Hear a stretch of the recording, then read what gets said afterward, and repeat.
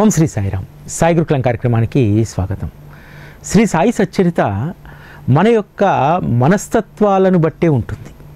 అంతేకాదు మనం ఏ విధంగా ఆలోచిస్తామో అదే విషయాలను శ్రీ సాయి బాబా శ్రీ సాయి సచ్చరిత మనకు ప్రాప్తింపజేస్తారు. సాధారణంగా మన మనుషుల నైజం ఏమిటి? తక్కువ శ్రమ చేయాలి, ఎక్కువ లాభాన్ని పొందాలి. తక్కువ ఖర్చు పెట్టాలి, ఎక్కువ దానిని మనం పొందాలి. ఎక్కడైనా చాలా తక్కువ ధరకు ఎక్కువ వస్తువులు అని చెప్పి ఆఫర్స్ ఏమైనా ఉన్నాయనుకోండి, మనము వాటి కోసము ఎన్ని కిలోమీటర్లైనా ఎంత ప్రయాసపడైనా పోతాం. కానీ శ్రీ సాయి సచ్చరితలో హేమాడ్ పంతు ఒక విషయాన్ని చెప్తారు. మీరు పరమార్థాన్ని పొందడానికి తక్కువ శ్రమతో ఎక్కువ ఫలితం హస్తగతం అవుతుంది. ఎక్కడ? శ్రీ సాయి గురు కథను ఎవరైతే శ్రవణం చేస్తారో, నిజంగా ఇది పెద్ద శ్రమే కాదు, తక్కువ శ్రమతో ఎక్కువ ఫలితం హస్తగతం అవుతుంది. ఇప్పుడు మీరు ఒక యాగమో యజ్ఞమో ఇతరత్ర ఏది చేయాలన్నా దానికోసము ఎక్కువ సమయం వెచ్చించాలి, ఎన్నో రోజుల ముందు నుంచి ప్రణాళికలు ఏర్పాటు చేసుకోవాలి. అంతేకాదు దానికి అయ్యేటువంటి ఖర్చు కూడా ఎక్కువే. కానీ శ్రీ సాయి సచ్చరిత పారాయణ శ్రవణం మననంకు తక్కువ సమయాన్నే మనం కేటాయిస్తాం. అసలు అక్కడ నయా పైసా ఖర్చు లేదు. తక్కువ శ్రమతో ఎక్కువ ఫలితాన్ని ఒక్క శ్రీ సాయి సచ్చరిత మాత్రమే మనకు అనుగ్రహిస్తుంది. ఎవరమైతే సద్గురు మార్గంలోకి వచ్చామో, గురువు ఒక్కరే శాశ్వతం అనేటువంటి దాన్ని మనం అంటిపెట్టుకుంటాము, మన జీవితంలో ఇక ఏ లోటు కూడా మనకు ఉండదు. ఎందుకంటే ఎవరికైతే శ్రీ సాయి సద్గురువు యొక్క చరణాల వద్ద స్థిరమైనటువంటి భక్తి కుదిరిందనుకోండి, ఇంద్రియాలు అన్నీ కూడా వచ్చి చెవుల దగ్గర ఉంటాయట. ఎందుకంటే ఆ ఇంద్రియాలకు కూడా అలవాటు అయిపోతుందట. అరే, ఎప్పుడెప్పుడు ఇంత మధురమైనటువంటి కథ శ్రవణం చేయబడుతుంది, వాటిని మేము కూడా ఆస్వాదించాలని చెప్పి. ఇది గురుకథలో ఉన్నటువంటి గొప్ప మహిమ. సాధారణంగా ఇంద్రియాలు చాలా చంచలమైనటువంటివి. నయనాలు వేటినైతే చూస్తాయో దాన్ని మనస్సు మనకు కావాలని కోరుతుంది. ఏ పదార్థాన్ని అయితే చూస్తుందో నాలుక జిహ్వ అది కావాలని కోరుకుంటుంది. ఇలా ఇంద్రియాలన్నీ కూడా, చెవులు ఏ విషయాన్నైనా సరే వినడానికి ఎప్పుడూ కూడా అవి తెరుచుకొని ఉంటాయి. కానీ ఇంద్రియాలన్నీ కూడా ఒక చోటికి చేర్చి సాయి కథను వినేటువంటి ఆసక్తి వాటికి కలుగుతుంది. ఇదే గురు కథలో ఉన్నటువంటి గొప్ప మహిమ. గురుకథ మనల్ని సంస్కరిస్తుంది. గురుకథ మనల్ని సవ్యమైనటువంటి మార్గంలో నడిపిస్తుంది. చెడు మార్గంలో మనం ప్రవేశించకుండా ఒక్క సద్గురువు కథ మాత్రమే మనకు ఉపయోగపడుతుంది. లౌకికమైనటువంటి సాగరాన్ని దాటాలంటే మనకు నావికుడి పైన భరోసా ఉండాలి. కానీ భవసాగరాన్ని దాటాలంటే సద్గురువు పైన విశ్వాసం ఉండాలి. అప్పుడే గురువు మన యొక్క భక్తి శ్రద్ధలను బట్టి మనకి ఇవ్వాల్సినటువంటి జ్ఞానాన్ని ఇస్తారు. ఇక్కడ ఒక కండిషన్ ఏంటంటే, మన భక్తి శ్రద్ధలు విశ్వాసం ఏ స్థాయిలో ఉంటాయో ఆ స్థాయిలోనే మనకు శ్రీ సాయిబాబా అర్థమవుతారు. సాధారణంగా గుళ్ళో ఉన్నటువంటి కొటేషన్స్కే మనం పరిమితం అయిపోతే సాయిని ఆశ్రయించినటువంటి వాళ్ళకు అన్న వస్త్రాలకు తావు లేదు. నువ్వు అదే భావనలో ఉంటే ఆ అన్న వస్త్రాలకు తావు లేకుండా చేస్తాడు. లేదు, గురు కథ నా జీవితాన్ని సంస్కరించాలి, గురు కథతో నా జీవితం పావనం కావాలని చెప్పి ఎవరైతే అనుకుంటారో వారి యొక్క భక్తి శ్రద్ధలను బట్టి ఆ అద్భుతమైనటువంటి జ్ఞానాన్ని బాబా అనుగ్రహిస్తారు. కాబట్టి ఇక్కడ మనం పెంచుకోవాల్సినటువంటిది మన యొక్క స్థాయి, మన యొక్క విశ్వాసం, భక్తి, ప్రేమ, అవగాహన. ఇవి చాలా ప్రధానమైనటువంటివి. అవగాహన పెరగకపోతే మనం ఎక్కడున్నటువంటి వాళ్ళం అక్కడే ఉంటాం. సద్గురు మార్గం అనేటువంటిది వచ్చి అందులో నిలిచిపోయేటువంటిది కాదు. గురువు మనల్ని చెయ్యి బట్టి ఉన్నత స్థానానికి తీసుకెళ్తాడు. ఆ ఉన్నత స్థానానికి వెళ్ళాల్సినటువంటి అర్హతను, ఆ స్థాయిని మనమే సంపాదించుకోవాలి. గురుకథ ఒకసారి చదివి ఇందులో ఏముందిలే అనుకుంటే ఏమీ ఉండదు. కానీ అదే సాయి కథను నిత్యము అంటిపెట్టుకొని ఉంటే, దానిని మననం చేస్తూ ఉంటే, మనము ఒక్కొక్క మెట్టు ఏ విధంగా ఎక్కాలనేటువంటిది అర్థమవుతుంది. అప్పుడే మనం బాబా వేలు పట్టుకొని ఆయన తీసుకెళ్ళేటువంటి దారిలో ఉన్నతమైనటువంటి స్థితికి వెళ్ళగలుగుతాం. అంతే తప్ప కేవలం ఒక భక్తికి పూజకు మాత్రం పరిమితమైతే బాబా మార్గంలో మనం ఆశించినటువంటి స్థాయికి వెళ్ళము. బాబా యొక్క జీవన విధానాన్ని 10వ అధ్యాయం మనకు తెలియజేస్తుంది. బాబా 3 మూరల పొడుగు జానడు వెడల్పు ఉన్నటువంటి బల్లపైన వారు శయనిస్తారు. ఎంత అద్భుతమైనటువంటి లీల కదా. అంటే దీన్ని మనం ఏ విధంగా అర్థం చేసుకోవాలంటే, సద్గురువు ఎక్కడైనా ఒదిగిపోగలుగుతాడు. కేవలము భక్తి, ప్రేమ, పూజ ఇది మాత్రమే తెలిసినటువంటి వాళ్ళ వద్ద ఆయన ఒదిగిపోతాడు. బాబా యొక్క తత్వాన్ని అర్థం చేసుకొని ఆయన యొక్క అంతరంగ అన్వేషణ చేసేటువంటి వారి వద్ద ఒదిగిపోతాడు. గోరంత ప్రేమ ఉన్నా, కొండంత ప్రేమ ఉన్నా, ఎక్కడైనా సరే ఆయన ఉంటారు. ఏ విధంగా మనం బాబాను భావిస్తే అదే విధంగా బాబా మనకు ప్రాప్తిస్తారు. బాబాకు మనము హృదయంలో చింతగింజంత స్థానం ఇచ్చినా ఆయన ఉండిపోతాడు. పెద్ద ఆసనం వేసినా ఆయన నిలిచిపోతాడు. కాబట్టి మనం ఆయనను ఏ విధంగా మన హృదయంలో నిలుపుకుంటున్నాం? ప్రేమతో ఇస్తాడు కదా డేంగ్లేకు తెలియదా? నానాసాహెబ్ డేంగ్లేకు ఆ చెక్కబల్ల పైన ఏ విధంగా పడుకుంటాడు? బాబా 6 అడుగుల ఆజానుబాహుడు, 3 అడుగులు ఉన్నటువంటి ఆ చెక్కబల్ల, జానడి వెడల్పు ఉన్నటువంటి దానిపైన దేహం ఒక్కవైపు కూడా ఒరిగిచ్చి పండుకోలేమే. మరి ఆ ప్రేమతో తెచ్చినటువంటి దానిని నిరాకరించకుండా మీరు నాకు సమర్పించేటువంటిది అది నాకు సరిపోతుందా, చిన్నదా, పెద్దదా, ఇంకోట అనేటువంటిది నేను చూడను. ఎవరైతే ప్రేమతో నాకు ఏది సమర్పించినా దానిని పావనం చేస్తాను, మీకు పుణ్యాన్ని అనుగ్రహిస్తాను అనేటువంటి విషయాన్ని బోధపరచడానికి బాబా 3 మూరల పొడుగు జానడు వెడల్పు ఉన్నటువంటి బల్లపైన శయనించాడే. దాని అర్థం ఏమిటి? మీరు నాకు ఏది ప్రేమగా, శ్రద్ధగా ఏది సమర్పించినా దాన్ని నేను సద్వినియోగం చేస్తాను. బాబా మార్గంలో గొప్ప అనుభవాలను ఇస్తాడు. సాయి టీవీకి సంబంధించి మా దగ్గర పావులా ఉన్నా, ₹1 ఉన్నా, రూపాయి ఉన్నా అందుకు సరిపడా అవసరాలే ఉంటాయి. ఆ డబ్బుతోటే బాబా తను ఏ లక్ష్యాన్నైతే సాయి టీవీ ద్వారా మాకు ఇచ్చారో దాన్ని ముందుకు సాగించడానికి వారు వారి శక్తిని రంగరిస్తారు. బాబా మార్గంలో ఒకటి గుర్తుపెట్టుకోవాల్సింది ఏంటంటే, మనము కార్యసాధనలో డబ్బు విషయంలో లక్ష్యాన్ని పెట్టుకోకూడదు. ఆ లక్ష్యాన్ని పెట్టుకుంటే అక్కడే ఆగిపోతాం. బాబాకు సంబంధించినటువంటి పనిలో మొదట మనకు పావులా లభిస్తే ఆ పావులాతోటి పని ప్రారంభిస్తే బాబా దాన్ని రూపాయి అక్షయం చేస్తాడు. ఇది సత్యం. మేము 10 సంవత్సరాలుగా మేము అనుభవిస్తున్నటువంటిది. వెనుకడుగు వేశామో బాబాకు సంబంధించినటువంటి పనిలో, సేవలో మనం వెనుకనే ఉండిపోతాం. ఎవరమైతే దొరికినటువంటి చిన్న ఆధారాన్ని పట్టుకొని మెల్లిగా మనం ముందుకు కదులుతామో ఆ శక్తిని ఆయనే ఇస్తాడు, యుక్తిని ఆయన్నే ఇస్తాడు, కావలసినటువంటి రిసోర్స్ను, వనరులను కూడా ఆయన్నే అనుగ్రహిస్తాడు. ఇది మనం అందరం కూడా జీవితంలో గుర్తుపెట్టుకోవాల్సినటువంటి అవసరం. అంతేకాదు వారి జీవన విధానం ఎంత విభిన్నమైందంటే, వారు అన్ని మతాల వారిని సమానంగా చూసేవారు.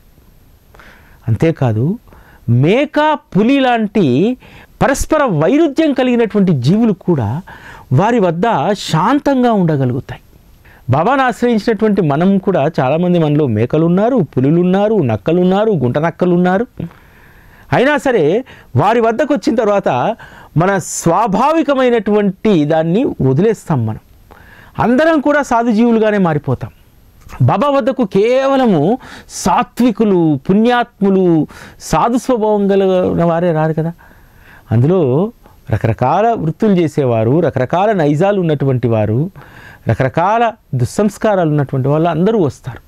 వచ్చిన తర్వాత ఏం జరుగుతుందంటే, వారి యొక్క సహజ నేచర్ను, వారికి ఏదైతే సహజంగా ఉన్నటువంటి కొన్ని నేచర్స్ ఉంటాయో, లక్షణాలు, కొందరికి అసూయ ఉంటుంది, కొందరికి ద్వేషం ఉంటుంది, కొందరికి లోభత్వం ఉంటుంది, కొందరికి రకరకాలైనటువంటి వ్యసనాలు ఉంటాయి. ఇవన్నీ కూడా బాబా దగ్గరికి వచ్చిన తర్వాత న్యూట్రలైజ్ అయిపోతాయి. పులి తన స్వభావమైనటువంటి వేటాడడం అనేటువంటి దాన్ని మర్చిపోతుంది. అదేవిధంగా పిల్లి దొంగతనాన్ని మర్చిపోతుంది. మనం కూడా లోభత్వం ఉన్నటువంటి వాళ్ళం దాన్ని వదిలేస్తాం. దుర్మార్గంగా ఇతరుల గురించి ఆలోచించేటువంటి వాళ్ళం మన సంస్కారాన్ని మార్చుకుంటాం. కాబట్టి బాబా దగ్గరికి చేరినటువంటి వారి యొక్క స్వభావాలు తప్పకుండా మారాల్సిందే. మీ జీవితంలో కూడా మీరు ఒకసారి పరిశీలించుకోండి, మన స్వభావాలు ఏ విధంగా మారాయి. మనిషిని ఎవ్వరూ మార్చలేరంటారు, కానీ ఒక సద్గురువు మాత్రం మార్చగలుగుతాడు. అది ఆయనలో ఉన్నటువంటి ప్రచండమైనటువంటి శక్తి. అది ఇక్కడ మనల్ని మార్చడానికి ఏ ఉపన్యాసాలు బాబా ఇవ్వడు, ఏ తపస్సులు, ఏ సాధనలు, ఏ ఉపాసనలు చెప్పడు. కేవలం వారిని అవలోకిస్తేనే, వారిని చూస్తుంటేనే మన మనస్సు కరిగిపోతుంది. మన మనస్సులో ఉన్నటువంటి అనేక దుస్సంస్కారాలు అవి కరిగిపోయి నీరు గారిపోతాయి. ఇది వాస్తవం. ఒక్కరి అనుభవం కాదు, 100 మంది అనుభవం కాదు, 1,00,000 మంది అనుభవం కాదు, కోట్లాది మంది అనుభవం ఇది. బాబా దగ్గరికి వచ్చిన తర్వాత మన స్వభావాలను మనం ఖచ్చితంగా మార్చుకుంటాము. 10వ అధ్యాయంలో బాబా యొక్క జీవన విధానం, వారు ఏ విధంగా ప్రవర్తించేటువంటి వారు అనేటువంటి అంశాలను చాలా అద్భుతంగా హేమాడ్ పంత్ రాస్తారు. ఒక మాట రాస్తారు ఇక్కడ, 3.5 మూరల దేహంతో మనకు షిరిడిలో ఉన్నట్టు కనిపించినా బాబా అంతటా సంచరించేటువంటి పుణ్యరాశి వారు. ఆ మహారాజు సర్వహృదయవాసి, కేవలం షిరిడిలోనే ఉండరు, ఒక్కరినే అంటు పెట్టుకొని ఉండరు. ఆయన షిరిడిలో ఉంటున్నట్టు ఇక్కడ మనం గమనించినా ఆయన భక్తులకు ఎక్కడ ఆపద వస్తే అక్కడ ప్రత్యక్షమవుతారు. వారు ఒకరికి పరిమితమైనటువంటి వారు కాదు, వారు సర్వహృదయాల్లో కూడా నివసిస్తాడు. వారు పైకి లోకులకు మార్గదర్శిగా ఉన్నట్టు ప్రవర్తించినా లోపల వారికి ఏ కోరికలు లేకున్నా సరే పైకి మాత్రం భక్తుల ఎడల ఏదో మోహపాశంతో బంధించి ఉన్నట్టు వారు కనిపించేటువంటి వారు.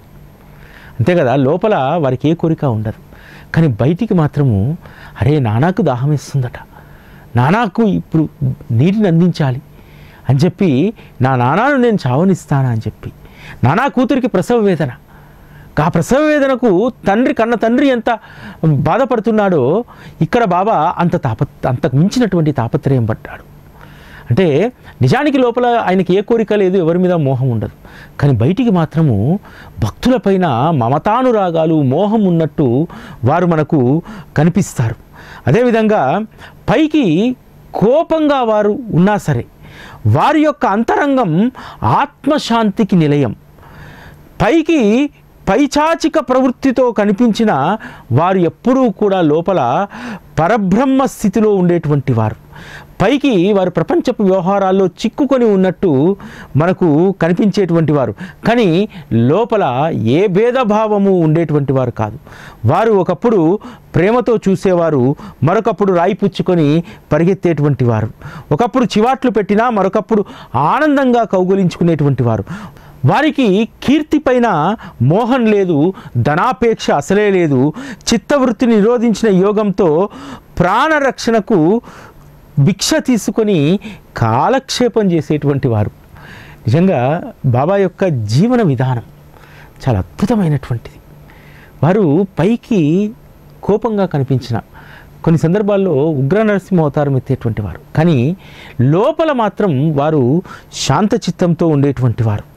బాబా ఎప్పుడూ కూడా ఒక మాట చెప్పేవారు, భగవంతుని గురించి తెలుసుకోలేనటువంటి జన్మ వ్యర్థమైనటువంటిది. ఎవరైనా మనకు అపకారం చేస్తే మళ్ళీ వారికి నువ్వు చేతనైతే ఉపకారం మాత్రమే చేయగలగాలి, మనం ప్రతీకారం చేయకూడదు. ఇది బాబా ఉపదేశం. అంటే పరమార్థానికైనా స్వార్థానికైనా ఇదే మనం చేయాల్సినటువంటిది. ఈ విధంగా మన జీవితాలను మలుచుకుంటే, ఎందుకంటే మనిషి శత్రువులను ఎక్కువగా కొని తెచ్చుకుంటాడు, శత్రుత్వాలు ఎక్కువగా ఉంటాయి, అసూయ ద్వేషాలు ఉంటాయి. దాంతో ఒక్కొక్కసారి మనం ఒకరికి ఉపకారం చేసేటువంటి అవకాశం ఉన్నా అపకారం చేయడానికే ప్రయత్నిస్తాం. ఇక్కడ బాబా చెప్పినటువంటి గొప్ప మాట ఏమిటంటే, నీకెవడైనా సరే అపకారం చేసినా అతనికి చేతనైతే మళ్ళీ ఉపకారమే చేయి. మనకు అనవసరమైనటువంటి కక్షలు శత్రుత్వాలు ఉండకూడదు. ఈ శత్రుత్వం అనేటువంటి కర్మ జన్మజన్మలు వెంటాడుతుంది. బాబా ఈ విషయాన్ని చాలా స్పష్టంగా అనేక సందర్భాల్లో చెప్పేటువంటి వారు. పాము కప్ప వీరభద్రప్ప చెన్నభద్రప్ప విషయంలో అదే కదా బాబా బోధించింది. బాబా బోధ ఎంత అద్భుతమైందంటే నీకు ఈ జన్మకు మాత్రమే కాదు, అనేక జన్మలకు బాబా బోధ మనకు ఉపయోగపడుతుంది. ఈ జన్మలో నువ్వు శత్రుత్వాన్ని వదిలేస్తే, ఉపకారాన్ని మాత్రమే చేస్తే, అపకారం చేసినా సరే మౌనంగా ఉండి మళ్ళీ తిరిగి వారికి ఉపకారం మాత్రమే చేస్తే, అది నీకు ఈ జన్మతో పాటు అనేక జన్మలకు ఆ పుణ్యశయం ఉపయోగపడుతుంది. అందుకనే షిరిడీ ప్రజలకు బాబా పట్ల ఎంత ప్రేమ అంటే, బాబా లేనటువంటి జీవితాలను, బాబా లేనటువంటి షిరిడీని వాళ్ళు ఊహించుకోలేకపోయారు. షిరిడీ జనులు అందుకే ధన్యులయ్యారు. కేవలం సాయిబాబా మాత్రమే వారికి పూజ్య దైవం. భోజనం చేస్తున్నా, శయనిస్తున్నా ఎల్లప్పుడూ సాయి ధ్యానంలో ఉండేటువంటి వారు. వారి ప్రేమ ధన్యం. పొలాల్లోనూ ఇళ్లల్లోనూ పనులు చేసుకుంటున్నప్పుడు, దంచుతున్నప్పుడు, విసురుతున్నప్పుడు, మజ్జిగ చిలుకుతున్నా బాబా మహిమను గానం చేసేటువంటి వారు. కూర్చున్నా, తింటున్నా, పడుకుంటున్నా సాయి నామాన్ని ఎప్పుడూ స్మరించేటువంటి వారు. బాబా తప్ప మరో దైవం వారికి తెలిసేది కాదు. ఆ స్త్రీల ప్రేమ ఎంత గొప్పది. ఆ రోజు ఎక్కడ చూసినా, ఏ ఇంట్లో చూసినా సాయి సాయి అనేటువంటి నామస్మరణ మాత్రమే జరిగేది. ఎప్పుడూ కూడా వారి ఆలోచన, వారు ఇంట్లో భోజనం చేస్తున్నా సరే ఈరోజు బాబాకు భోజనం ఎలా ఉందో, బాబా భోజనం ఏం చేశారో ఈరోజు అని చెప్పి తాము భోజనం చేసే ముందు తప్పకుండా బాబాను వాళ్ళు స్మరణ చేసుకునేటువంటి వారు. అందుకనే షిరిడీ జనులు ఆ రోజు ప్రతి పనిలోనూ బాబా స్మరణ ఉండడం వల్ల వారి జీవితాలు ప్రశాంతమయ్యాయి. వ్యవసాయం చేస్తున్నప్పుడు, దున్నుతున్నప్పుడు, పొలం పని చేస్తున్నప్పుడు బాబా ధ్యాసలో ఉంటే ఆ పొలానికి చీడ పట్టదు. ఎందుకంటే అది భగవంతుని యొక్క నామంతో దున్నబడ్డది, అలకబడ్డది, నాటబడ్డది. దాని దిగుబడి కూడా అంతే ఘనంగా ఉంటుంది. మన జీవితాలకి ఇది అప్లికబుల్ చేసుకోవాలి. ఎందుకంటే మనం కూడా ఎప్పుడూ సాయి అనేటువంటి ధ్యాసలో ఉంటే మన శరీరానికి అలసట ఉండదు, మన శరీరానికి ఎటువంటి ఇబ్బందులు ఉండవు. మనము హాయిగా ప్రశాంతంగా ఈ దేహాన్ని ఉంచడంతో పాటు మన మనస్సును, ఇంద్రియాలను నిశ్చలంగా ఉంచుకోవడానికి సాయి పైన మనకున్నటువంటి ప్రేమే ఉపయోగపడుతుంది తప్ప ఇతరత్రా నువ్వు తీసుకునేటువంటి ఆహారము, మందులు నీ శరీర పోషణకు, నీ శరీరాన్ని సుఖావస్థలో ఉంచడానికి అవేవి కూడా ఉపయోగపడవు. అవన్నీ టెంపరరీ. శాశ్వతమైనటువంటి సుఖం ఒక్క సాయి ధ్యాస మాత్రమే ఇవ్వగలుగుతుంది. ఆ శాశ్వతమైనటువంటి సుఖాన్ని పొందడానికి ఎప్పుడూ మనం ప్రయత్నం చేస్తూ ఉండాలి. సాయి యొక్క నామము, సాయి యొక్క వచనాలు మహామధురమైనటువంటివి. షిరిడీ ప్రజలు పాండిత్యం లేనటువంటి వాళ్ళు, కానీ పండితులే సిగ్గుపడేలాగా, పాండిత్యమే సిగ్గుపడేలాగా అంత అద్భుతమైనటువంటి పాటలు వాళ్ళు పాడుకునేటువంటి వారట. హేమాడ్ పంతు ఒక మాట రాస్తారు ఇక్కడ షిరిడీ జనుల పాండిత్యం గురించి. నిర్మలమైన ప్రేమయే కవితను రాయగలదు, పాండిత్యం కాదు. ఏమాత్రము పాండిత్యం లేకుండా సాధారణ భాషలో వారి యొక్క పాటలు ఉండేటివి. అందులో నీ కవిత్వానికి పండితులు కూడా తలూపాల్సిందేనట. నిర్మలమైన ప్రేమను ఆవిర్భవించజేసేదే నిజమైన కవిత్వం. ఆ స్త్రీల యొక్క పరిణితి, వారి యొక్క ప్రేమ, బాబా పట్ల ఉన్న విశ్వాసమే అద్భుతమైనటువంటి పాండిత్యంగా, సాహిత్యంగా ఆ రోజు అది జనించింది. జనుల హృదయాల్లో బాబా నామాన్ని, బాబా యొక్క మహిమను రంజింపజేసేలాగా వారు పాడగలిగారు. పండితులు సైతం ఆ రోజు వారు పాడేటువంటి బాబా భజనలను చూసి ఆశ్చర్యపోయేటువంటి వారు, ఆ పాండిత్యానికి మురిసిపోయేటువంటి వారు. ఆ విధంగా బాబా పట్ల షిరిడీ జనులకు అంత ప్రేమ ఉండేది. ఒకే ఒక మాట రాస్తారు కదా, ఇది ఒక్క మాట మనకు చాలు. నిర్మలమైనటువంటి ప్రేమ మాత్రమే కవిత రాయగలదు. ఈరోజు చాలామంది బాబా గురించి అనేకం రాస్తూ ఉంటారు. ఎలా రాయగలుగుతున్నారు? పాండిత్యం లేనటువంటి వాళ్ళు, అవగాహన లేనటువంటి వాళ్ళు కూడా బాబా పైన చక్కటి పాటలు రాస్తారు. అక్కడ నిర్మలమైనటువంటి ప్రేమయే ప్రధానం, పాండిత్యం ప్రధానం కాదు అనేటువంటి విషయాన్ని ఆ రోజు రుజువు చేశారు బాబా. ఈరోజు కూడా మనందరం కూడా బాబా మార్గంలో కవిత్వానికి, పాటకు, మాటకు, పాండిత్యంతో సంబంధం లేదు. కేవలం నిర్మలమైనటువంటి ప్రేమ, కపటం లేనటువంటి ఆలోచనలు, ఇవే మన చేత బాబాకు సంబంధించినటువంటి అద్భుతమైనటువంటి పాటలను, మాటలను రాయించగలుగుతాయి. బాబా సాక్షాత్తు పరమాత్మ. వారు నిరాకార రూపంలో ఎప్పుడూ సృష్టిలో ఉన్నారు. ఎందుకంటే పరబ్రహ్మకు రూపం ఉండదు. భక్తులను ఉద్ధరించడానికి ఈ కలియుగంలో నానా అవస్థలు పడుతున్నటువంటి, చాలా నీచమైనటువంటి స్థితిలోకి మానవ జన్మ పోతున్నటువంటి సందర్భంలో శ్రీ సాయిబాబా అనేటువంటి అవతారం వారు తీసుకోవడం జరిగింది. నిరాకార రూపం నుంచి ఆకార రూపంలోకి వారు రావడం జరిగింది. వచ్చిన తర్వాత వారు అత్యంత సులువుగా భక్తుల ప్రేమను గెలుచుకోగలిగారు. బాబా ఏమి సంపాదించాడు అనంటే భక్తుల యొక్క ప్రేమను. ఈరోజు ఉన్నటువంటి పరిస్థితిని మనం అర్థం చేసుకుంటే బాబా పట్ల భక్తుల యొక్క ప్రేమ ఎంతో మనకు అర్థమవుతుంది. ఏమీ పని లేనటువంటి కొంతమంది సంస్థాన్ యొక్క, షిరిడి సంస్థాన్ యొక్క డబ్బులన్నీ కూడా ఎక్కడికో వెళ్ళిపోతున్నాయి, ఎవరో దోచుకొని పోతున్నారు అని చెప్పి విపరీతమైనటువంటి ప్రచారం చేస్తున్నా సరే భక్తుల యొక్క ప్రేమ తగ్గిందా? మొన్న గురు పౌర్ణమి రోజు బాబాకు వచ్చినటువంటి దక్షిణలు అందుకు నిదర్శనం కదా. బాబా పట్ల ప్రేమ ఎవరికైనా తగ్గిందా? లేదే. బాబా ఎప్పుడూ కూడా దేనిని ఆశించాడు. బాబా సంస్థానానికి కావచ్చు, బాబా వ్యవస్థలకు కావచ్చు, వచ్చిన డబ్బు లెక్క కాదు. అక్కడ లెక్క ఏంటో తెలుసా? ఆ రోజు బాబాను దర్శించుకున్నటువంటి ప్రేమయే అక్కడ ప్రమాణం. డబ్బు ప్రమాణం అస్సలు ప్రమాణం కాదు. బాబా తత్వంలో కేవలం ప్రేమ మాత్రమే ప్రమాణం.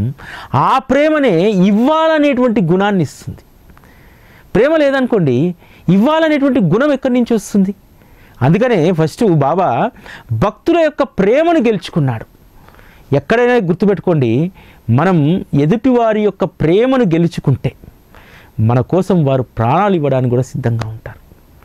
భక్తుల యొక్క ప్రేమ రుచిని చూసినటువంటి బాబా తనను తాను ఎంత తగ్గించుకునేటువంటి వారంటే, ఈ అధ్యాయంలో హేమాడ్ పంతు రాసినటువంటి ఆ మాటలను ఒక్కొక్కసారి చదవాలంటే కూడా చాలా ఇబ్బందికరంగా ఉంటుంది.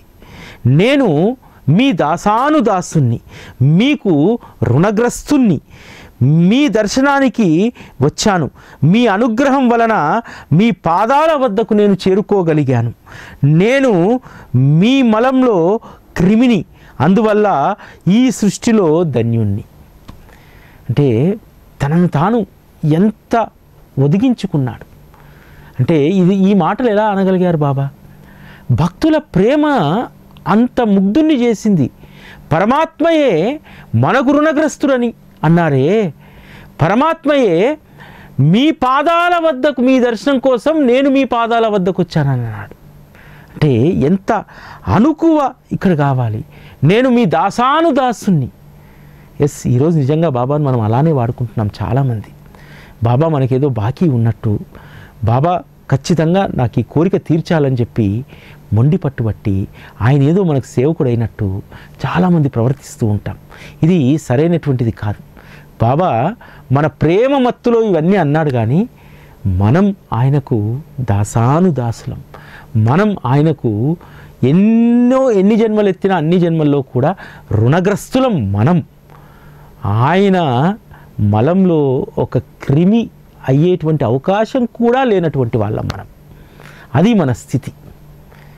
కాబట్టి బాబా అనేటువంటి సద్గురు దైవం మనకు లభించడం మనం ఎన్నో జన్మలుగా చేసుకొచ్చుకున్నటువంటి ఒక సుకృతంగా మనం ఇక్కడ భావించాలి. బాబాకు భక్తులంటే ఎంత ప్రేమ, ఎంత ఇష్టం అంటే హేమాడ్ పంత్ రాసినటువంటి ఈ ఒక్క 4 అక్షరాలను మనం అర్థం చేసుకుంటే బాబా ఆరాటపడేటువంటి మన కోసం, తాపత్రయపడేటువంటి మన కోసం, బాధపడేటువంటి మన కోసం, కష్టాలను ఎదుర్కొనేటువంటి మన కోసం ఏ విధంగా వారు వ్యవహరిస్తారనేటువంటి విషయం మనకు అర్థమవుతుంది. సత్పురుషుల యొక్క హృదయం నవనీతం లాంటిది అని చెప్పి అని అంటారు. వెన్నకు వేడి తగిలితే వెన్న కరుగుతుంది, కానీ శ్రీ సాయి సత్పురుషుడికి, తన భక్తుడికి ఎవరికైనా తాపం తలిగితే వారి హృదయం కరిగిపోతుందట. అంటే ఎంత దయామయ స్వరూపమో చూడండి.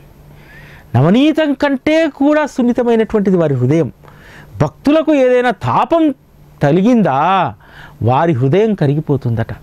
అందుకనే కదా మనకి ఏ ఆపద వచ్చినా వెంటనే పరుగున వచ్చి ఆపద నాపి తన బిడ్డను రక్షించేంత వరకు అస్సలు విశ్రమించరు శ్రీ సాయిబాబా. తన భక్తుడికి కావలసినటువంటి అన్ని అవసరాలను ఆయన తీరుస్తాడు. కానీ వారు మాత్రం ఏమీ అంటనటువంటి వారిగా ఉంటారు. తన భక్తులకు మాత్రం సకల భోగాలను అనుగ్రహిస్తారు. భోగాలు కోరుకునేటువంటి వారికి భోగాలు, పరమార్థం కోరుకునేటువంటి వారికి పరమార్థం, రెండూ కూడా వారి చరణాల వద్ద దొరుకుతాయి. శ్రీ సాయిబాబా ఈ లోకంలో సరోవరంలో ఉన్నటువంటి కమలం లాంటి వారు. వారి పాదాల వద్దకు చేరినటువంటి వారు మాత్రమే ఆ కమలం యొక్క సుగంధ పరిమళాన్ని ఆస్వాదిస్తారు. మిగతా వాళ్ళందరూ బురదలో కూరుకుపోవలసినటువంటి వారే. కాబట్టి మనము ఆ సరోవరంలో ఉన్నటువంటి ఆ తామర చుట్టూ తుమ్మెదలా చేరి ఆ పరిమళాన్ని మనం ఆస్వాదిస్తామా, లేదు ఈ లౌకికపరమైనటువంటి బురద కుంటలోనే ఉందామా అనేటువంటిది మనం నిర్ణయించుకోవాలి. కలియుగంలో కూడా అనేక రకాలైనటువంటి సాధనలు ఉన్నాయి ఆధ్యాత్మిక మార్గంలో. అందులో పంచాగ్ని సాధన, యజ్ఞయాగాదులు, అష్టాంగ యోగాలు, మంత్రతంత్ర ప్రయోగాలు, ఇవి కేవలం ఒక వర్గానికి, బ్రాహ్మణులకు మాత్రమే పరిమితమైనటువంటివి. వాళ్ళు మాత్రమే వాటిని సాధించగలుగుతారు.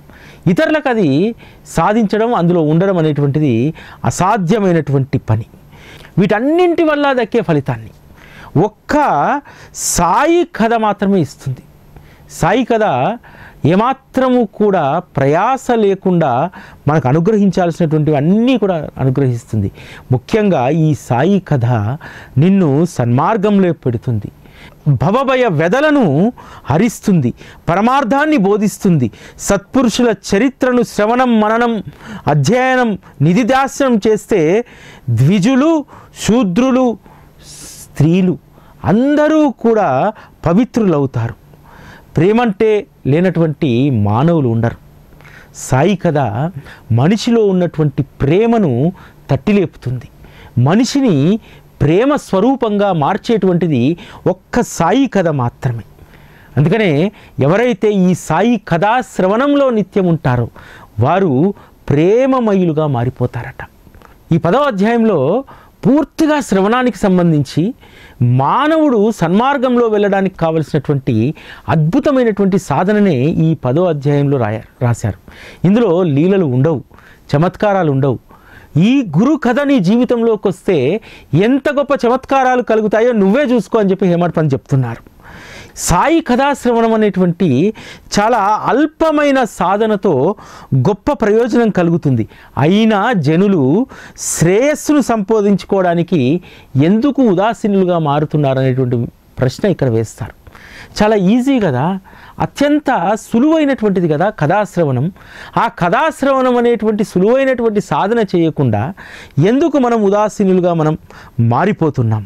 చిన్న ఉపాసనతో గొప్ప ఫలితాన్ని సాధించేటువంటి అవకాశం శ్రీ సాయి సచ్చరిత ద్వారా ఉంది.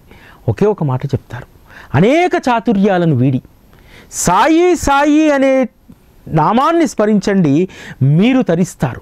ఇందులో ఏమాత్రం సందేహం లేదు. ఇవి నా మాటలు కావు, సాయిబాబా నోటి గుండా వెలువడినటువంటి గంభీరమైనటువంటి వచనాలు. ఈ ఒక్క సాధన చేయండి. సాయి సాయి అనేటువంటి స్మరణ ఇదొక్కటే మనకు సాధన. అనేక చాతుర్యాలు ఉన్నాయి, వాటన్నింటినీ వదిలేసేయండి. యజ్ఞాలు, యాగాలు, వీటన్నింటినీ వదిలేసేయండి. ఒక్క నామమే మనల్ని విముక్తుల్ని చేస్తుంది, ముముక్షులను చేస్తుంది. దానిని మాత్రమే పట్టుకోమన్నారు. అంతేకాదు సత్సంగం అనేటువంటిది ఎంత గొప్ప మహిమ కలిగినటువంటిది. సత్సంగంలో ప్రచండమైనటువంటి శక్తి ఉంటుంది. సత్సంగం పాపాలనేటువంటి పర్వతాలను దహించి వేస్తుంది.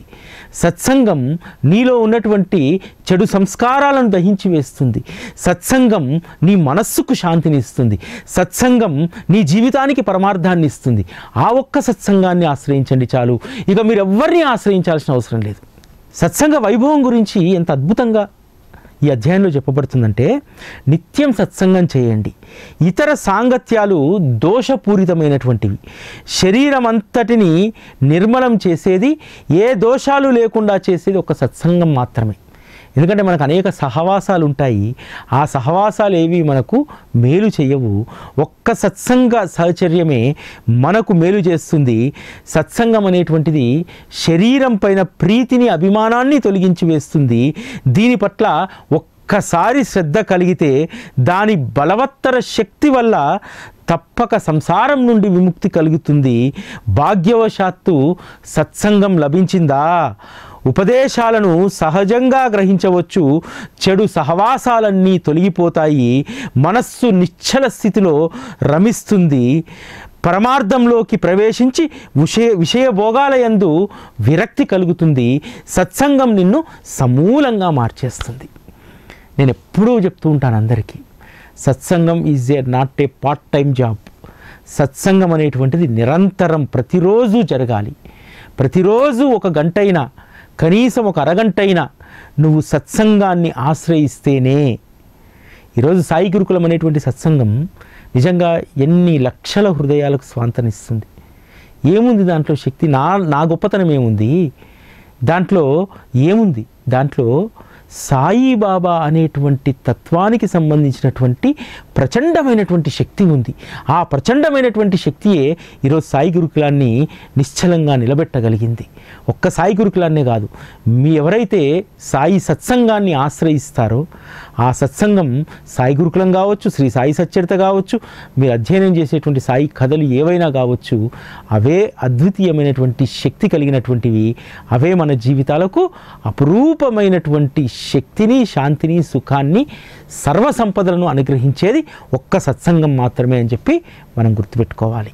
ఇది ఈరోజు సాయి గురుకులం. మళ్ళీ రేపటి కార్యక్రమంలో కలుసుకుందాం. అప్పటి వరకు సెలవు. నమస్కారం.